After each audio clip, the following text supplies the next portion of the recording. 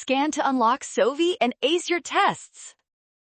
Interest rates and GDP can seem tricky, but this quick breakdown shows which policy mix raises rates while leaving real output uncertain.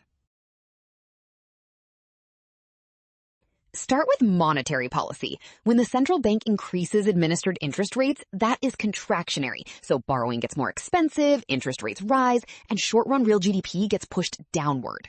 Now add fiscal policy. Increasing government spending is expansionary, so aggregate demand rises, real GDP gets pushed upward, and stronger spending pressure also tends to increase interest rates. Put them together and you get the key combo. Both policies raise interest rates, but one lowers GDP while the other raises it, making GDP. Well done! Option C. Scan now. The trap is sign mistakes and rushing. The rule is trust the given setup and check each policy step.